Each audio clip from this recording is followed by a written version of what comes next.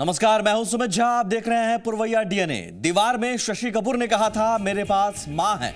सलीम जावेद के इस डायलॉग ने स्टोरी के भीतर दीवार की हकीकत बता दी थी। बिहार की सियासत में भी स्क्रिप्ट रोजाना लिखी जा रही है और एक डायलॉग सारे सियासतदान की जुबान पर चढ़ी हुई है, मेरे पास स्पेशल है। यानी दीवार खड़ी है, लेकिन सियासत का एक तबका वो भी है जिसे फिक्र है कि उसके खिलाफ जमात की दीवार खड़ी की जा रही है। इस फिक्र के दायरे में लालू प्रसाद यादव हैं, जिन्हें जमात के बीच मात की चिंता है। दरअसल तमाम किस्म की चिंता है, लेकिन हम तो चिंतन करते हैं और सबके डीएनए का राज खोलते हैं। इस साल होने वाला बिहार विधानसभा का चुनाव काफी कुछ तय करेगा। अगर बीजेपी यहां जीत जाती है तो इस बात पर मुहर लग जाएगी कि पीएम मोदी के नाम की लहर अब भी कायम है, और अगर महागठबंधन जीतता है तो देश में एक नए राजनीतिक अध्याय की शुरुआत होगी, क्योंकि बीजेपी यहां मोदी के चेहरे पर चुनाव लड़ रही है। ऐसे में बीजेपी की हार पीएम मोदी की हार होगी, और इन सबको देखते हुए बिहार में बीजेपी विरोधी पार्टियां अपनी राजनीतिक महत्वाकांक्षा को त्याग कर एक होंगी, जैसा एक जमाने में कांग्रेस के खिलाफ हुआ करता था। अगर ऐसा होता है तो 2019 में मोदी की राह आसान नहीं होगी। जिस तरह से पीएम मोदी लगातार बिहार का दौरा कर रहे हैं, उसको देखते हुए कहा जा सकता है कि पीएम मोदी इस बात को बखूबी समझ भी रहे हैं। तभी तो विधानसभा चुनाव की तारीखों की घोषणा के पहले ही वो अपने मिशन में जुट गए हैं और खास रणनीति के तहत एक एक क्षेत्र का दौरा कर रहे हैं। सहरसा को कोसी और आरा को शाहाबाद क्षेत्र की अघोषित राजधानी माना जाता है। कोसी और पूर्णिया इलाके में 37 विधानसभा क्षेत्र हैं। 2010 में इस इलाके से बीजेपी के 14 उम्मीदवार जीते थे। इस इलाके में मुस्लिम और यादव जाति के वोटरों की संख्या काफी है। बीजेपी के बारे में ऐसा कहा जाता है कि मुस्लिम और यादवों में उसकी पकड़ कमजोर है। शायद यही कारण है कि इस इलाके में बीजेपी के अल्पसंख्यक समुदाय के नेता लगातार दौरा कर रहे हैं। मंगलवार को पीएम मोदी के आने के बाद बीजेपी को उम्मीद है कि यहां उसके पक्ष में हवा बनेगी। अब देखिए, 18 अगस्त को ही पीएम मोदी आरा बक्सर 4 लेन और कोइलवर में प्रस्तावित पुल का शिलान्यास करेंगे। इन योजनाओं के शिलान्यास के बहाने पीएम मोदी शाहाबाद के 4 जिलों भोजपुर, बक्सर, रोहतास और कैमूर की जनता को लुभाने की पूरी कोशिश करेंगे। भोजपुर में 6, बक्सर में 4, कैमूर में 4 और रोहतास में 6 विधानसभा क्षेत्र हैं। इस तरह मोदी इस रैली के माध्यम से इलाके के 20 विधानसभा क्षेत्र को कवर करेंगे। लोकसभा चुनाव में आरा, सासाराम और बक्सर में बीजेपी और काराकाट से आरएलएसपी को सफलता मिली थी। यानी शाहाबाद के चारों लोकसभा सीट पर एनडीए का कब्जा है। यहां विधानसभा चुनाव में लोकसभा चुनाव वाली सफलता दोहराने के लिए एनडीए को काफी मशक्कत करनी होगी, क्योंकि जेडीयू, आरजेडी और कांग्रेस के महागठबंधन से इस बार सीधा मुकाबले के आसार हैं। बिहार में विधानसभा चुनाव के लिए तारीखों की घोषणा अभी हुई नहीं है। संभावना है कि सितंबर के पहले सप्ताह में तारीखों की घोषणा हो। बीजेपी की रणनीति है कि वो आदर्श आचार संहिता लागू होने के पहले अपने चुनाव अभियान का एक चरण पूरा कर ले, और यही कारण है कि 18 अगस्त के बाद 1 सितंबर को पीएम मोदी भागलपुर आएंगे। भागलपुर 16 महाजनपदों में से एक अंक की राजधानी था। इस इलाके का खास राजनीतिक महत्व रहा है। बीजेपी के लिए इलाका काफी महत्वपूर्ण है। लोकसभा चुनाव में बीजेपी को इस इलाके के भागलपुर और बांका लोकसभा सीट से हार मिली थी। 2014 में 24 साल बाद बीजेपी भागलपुर लोकसभा सीट हारी थी। विधानसभा चुनाव में इस बार समीकरण बदले हुए हैं। ऐसे में बीजेपी को अपने दम पर यहां बढ़त बनाना बड़ी चुनौती होगी। अब देखना होगा पीएम मोदी भागलपुर में 1 सितंबर को अंग की जनता को कैसे लुभाते हैं। पीएम मोदी 25 जुलाई को मुजफ्फरपुर और 9 अगस्त को गया में परिवर्तन रैली को संबोधित कर चुके हैं। आइए उस पर भी चर्चा कर लेते हैं कि बीजेपी के लिए ये क्षेत्र भी कितने महत्वपूर्ण हैं। नरेंद्र मोदी पीएम बनने के बाद पहली बार 25 जुलाई को मुजफ्फरपुर आए थे। मुजफ्फरपुर उत्तर और उत्तर पूर्व बिहार का केंद्र है। ये शहर बिहार की आर्थिक राजधानी के नाम से भी जाना जाता है। हाल के दिनों में इन इलाकों में बीजेपी की पकड़ मजबूत हुई है। लोकसभा चुनाव में एनडीए को इस इलाके में भारी सफलता भी मिली थी। मिथिलांचल की आबादी लगभग 4 करोड़ है। यहां से 22 सांसद और 126 विधायक आते हैं। 25 जुलाई को पीएम मोदी ने यहां से 5 बड़ी योजनाओं की घोषणा की। आपको बता दें, मोदी ने नीतीश कुमार पर डीएनए वाला कटाक्ष भी यही किया था, जिस पर खूब बवाल मच रहा है। यानी मोदी की रणनीति साफ दिखती है, विकास कार्यों की चर्चा करो और नीतीश लालू पर सीधा वार करो। 25 जुलाई के बाद मोदी 9 अगस्त को गया है। गया से नालंदा, नवादा, जहानाबाद, अरवल और औरंगाबाद नजदीक है। लोकसभा चुनाव में नालंदा को छोड़कर सभी जगहों पर एनडीए को सफलता मिली थी। अगर बिहार में बीजेपी को बहुमत की सरकार बनानी है तो इस इलाके में लोकसभा वाली बढ़त को बनाए रखना होगा और इस इलाके की ज्यादा से ज्यादा सीटें जीतनी होंगी। सवा महीने में मुजफ्फरपुर, गया, आरा, सहरसा और भागलपुर 5 जगहों पर सभा कर मोदी बिहार को साधने की कोशिश में लगे हैं। अब देखना है अपनी मिशन में मोदी कितना सफल हो पाते हैं। मंगलवार को पीएम मोदी बिहार में अपनी तीसरी और चौथी रैली को संबोधित करेंगे। पीएम मोदी की इस रैली से आम आदमी में कितना उत्साह है ये फिलहाल कहा नहीं जा सकता, लेकिन बीजेपी नेताओं में पीएम की रैली को लेकर खासा उत्साह देखा जा रहा है, क्योंकि बीजेपी नेताओं को उम्मीद है कि पीएम मोदी आरा या सहरसा में 50,000 करोड़ के विशेष पैकेज का ऐलान कर सकते हैं। निश्चित रूप में माननीय प्रधानमंत्री जी बिहार को सौगात देने वाले हैं। पिछले दिनों में जो वादा किया गया था कि बिहार को उस ऋण को सूद के साथ वापसी किया जाएगा, कल प्रधानमंत्री जी उस वादे को पूरा करने वाले हैं। जो वादा किया गया था 50,000 करोड़ रुपया की पैकेज के बारे में, उसी को कल पूरा किया जाएगा। तो बिहार को विशेष राज्य का दर्जा दिलाने को लेकर राजनीति वर्ष 2007 से ही जारी है। इसी मुद्दे के सहारे अपनी विकास परक छवि पेश कर नीतीश कुमार और सुशील मोदी ने साल 2010 का महासंग्राम जीता था। अब जेडीयू और बीजेपी की राहें जुदा हैं। जेडीयू केंद्र से लगातार विशेष दर्जा और विशेष पैकेज की मांग कर रहा है। नीतीश कुमार इस मुद्दे पर पटना से लेकर दिल्ली तक आंदोलन कर चुके हैं, जबकि बीजेपी लगातार ये बताने की कोशिश कर रही है कि वो बिहार के विकास को लेकर गंभीर है। अब जब चुनाव नजदीक है तो बीजेपी की ओर से कहा जा रहा है कि पीएम बिहार के विकास को देखते हुए 50,000 करोड़ के विशेष पैकेज की घोषणा करेंगे।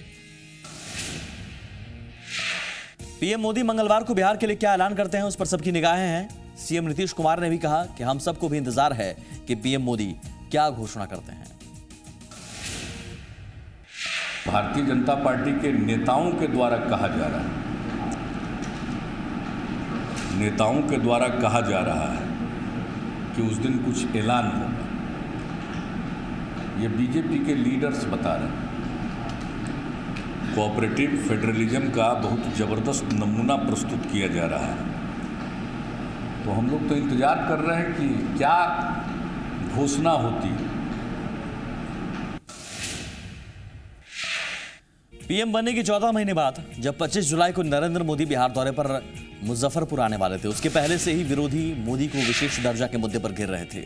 उन पर वादा खिलाफी का आरोप लगाया जा रहा था और इसी के जवाब में पीएम ने मुजफ्फरपुर और गया की रैली में कहा कि वो वादा पूरा करने के लिए करते हैं, भुलाने के लिए नहीं।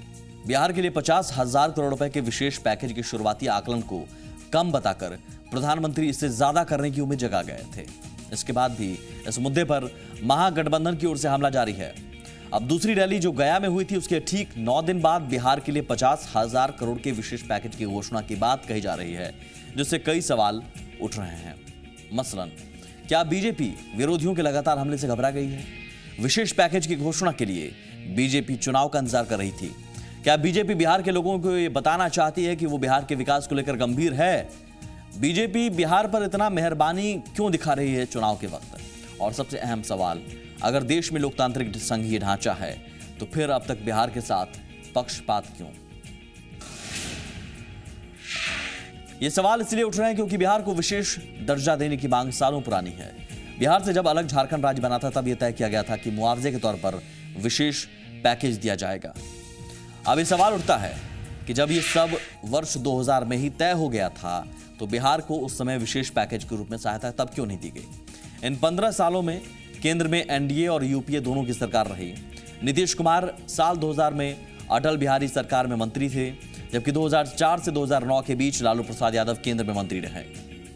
कुल मिलाकर कहा जाए तो बिहार का सियासतदानों ने राजनीति के लिए इस्तेमाल किया।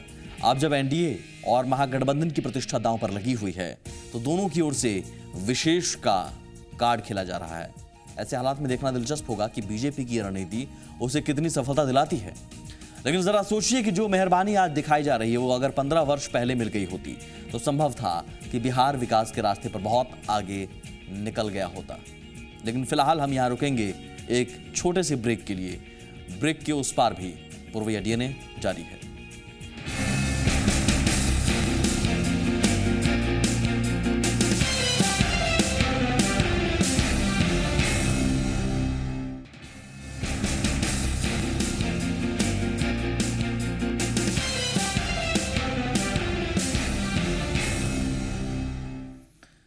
आप देख रहे हैं पुरवैया डीएनए। बिहार विधानसभा चुनाव में एनडीए और महागठबंधन जिस तरह से अपनी रणनीति बना रहे हैं और उसे धरातल पर उतारने की कोशिश कर रहे हैं, उसको देखते हुए कहना मुश्किल है कि कौन डाल डाल है और कौन पात पात।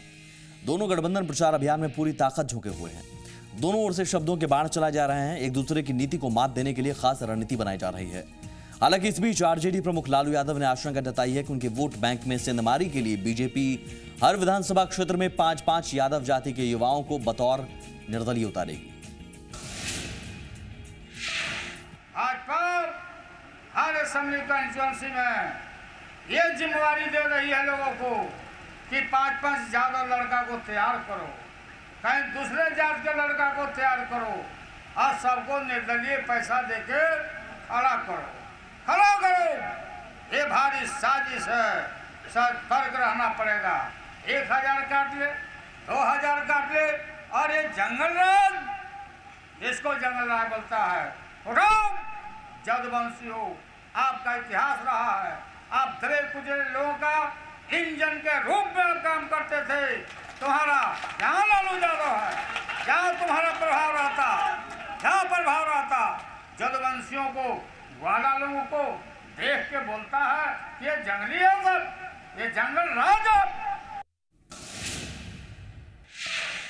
लालू यादव के इस बयान को सुनने के बाद अब सवाल यह है कि क्या लालू यादव एनडीए की तैयारी से घबरा गए हैं या किसी खास रणनीति के तहत उन्होंने यह बयान दिया है। आइए लालू यादव के इस बयान का डीएनए टेस्ट करते हैं। 90 के दशक में लालू के आगे यादव समाज का कोई नेता खड़ा नहीं हो पाता था।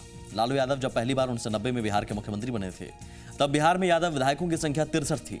1995 में जब वे राजनीति के शिखर पर थे, तब यादव जाति के विधायकों की संख्या 86 हो गई। अब देखिए, जब उनकी ताकत घटने लगी, यादव जाति के विधायकों की संख्या भी घटने लगी। वर्ष 2000 में यादव जाति के विधायकों की संख्या 64 थी। 2005 में आंकड़ा 54 और 2010 में 39 पर पहुंच गया। 2010 में यादव जाति के चुने गए 39 विधायकों में 19 जेडीयू और 10 बीजेपी के हैं। ये आंकड़े बता रहे हैं कि समय के साथ लालू यादव की अपनी जाति के वोटरों में पकड़ कमजोर हुई है। हालांकि लालू यादव एक बार फिर अपने आधार वोट यानी यादव को गोलबंद करने में जुटे हुए हैं। हालांकि लालू को के इस मुहिम में कामयाबी मिलेगी इसकी कोई गारंटी नहीं है, क्योंकि दूसरी पार्टियों में भी यादव जाति के कई दिग्गज नेता हैं। कभी लालू के हनुमान माने जाने वाले रामकृपाल यादव अब बीजेपी में हैं। एक समय लालू का दाहिना हाथ रहे रंजन यादव भी काफी पहले ही उनका साथ छोड़ चुके हैं। लालू के साले साधु यादव खुद की पार्टी बनाकर अलग मोर्चा तैयार करने में जुटे हैं। सांसद पप्पू यादव भी अलग पार्टी बनाकर यादव नेता बनने में लगे हुए हैं। रामकृपाल यादव, साधु यादव, रंजन यादव और पप्पू यादव, ये वो नाम है जो कभी लालू के खास थे। आज अगर आरजेडी को किसी से सबसे ज्यादा चुनौती मिल रही है तो वो यादव जाति के नेता ही हैं। यादव वोट बैंक में सेंधमारी को लेकर लालू यादव के बयान पर जन अधिकार पार्टी के संयोजक पप्पू यादव ने कहा कि लालू यादव को यादव समाज की ही नहीं, परिवार की चिंता रहती है। उन्होंने यादवों को अपमानित करने के अलावा कुछ नहीं किया। अपने एक बेटे के लिए जगेश्वर राय को लाठी से पिटवा करके निकलवा दिया, बेटी के लिए रामकृपाल को निकलवा दिया, और दूसरे बेटे के लिए अभी सतीश यादव को निकलवा रहे हैं। तो बेटी के लिए रामकृपाल यादव, पहला बेटे के लिए जागेश्वर यादव, दूसरा बेटे के लिए सतीश यादव। प्रधानमंत्री नहीं बनने दिया मुलायम सिंह यादव, जीते जी रामलखन सिंह यादव को बेइज्जत किया, जीते जी रामकृपाल जी, देवेंद्र यादव, रंजन यादव, नवल यादव, कौन सा यादव है जिनको इन्होंने बेइज्जत और अपमानित नहीं किया? तो साफ है। मैं जानना चाहूंगा लालू यादव जी से कि लालू यादव जी स्पष्ट रूप से आप बताएं कि आप यादवों का कोई गोत्र भी पता है आपको, और यादव हैं भी या नहीं आप? पप्पू यादव का यह बयान उनकी राजनीति से प्रेरित हो सकता है, लेकिन एक सच्चाई यह भी है कि बिहार में यादव जाति के वोटरों के बीच लालू की पकड़ लगातार कमजोर हुई है। CSDS की रिपोर्ट के मुताबिक साल 2014 के लोकसभा चुनाव में यादव जाति के 16% वोटरों ने जेडीयू और 20% ने आरजेडी को वोट दिया था। बाकी यादव वोटरों में से 19% की पसंद एनडीए था। इस बार लालू अपने आधार वोटरों को रिझाने में लगे हैं, लेकिन फिलहाल जो हालात दिख रहे हैं उसके मुताबिक कहा जा सकता है कि लालू का यह सबसे टफ टास्क है। एक छोटा सा ब्रेक लेंगे यहां पर, जल्द हाजिर होते हैं।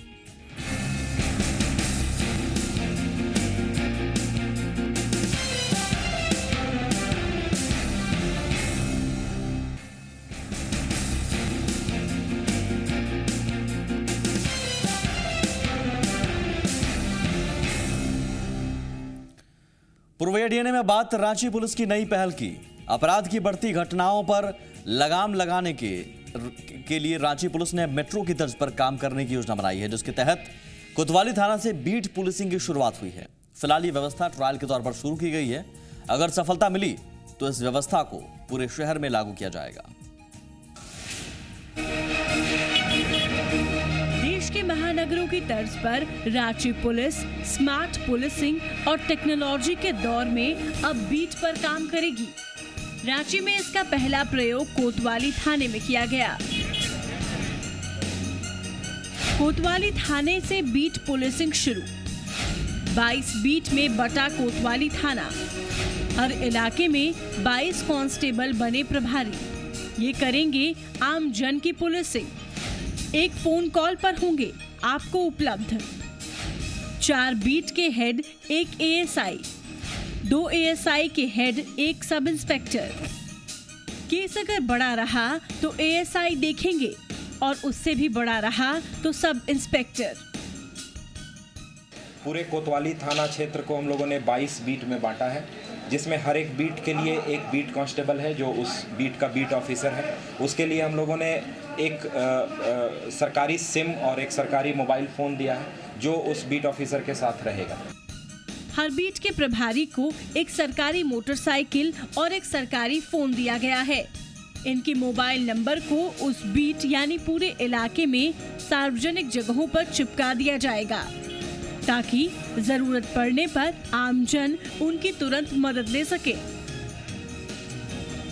कुछ लोगों को चुनकर, कुछ लोगों को चिन्हित करके हम लोग पुलिस के सपोर्टर के रूप में और पुलिस के साथ काम करने के रूप में उसका नामांकन अभी हम लोगों ने नहीं किया है। लेकिन जिस तरह से गाँव में वीडीसी होता है, विलेज डिफेंस कमेटी होता है, कुछ लोग होते हैं जो हर समय हम लोगों के साथ रहते हैं, वो भी इसी के साथ हम लोग जोड़ेंगे।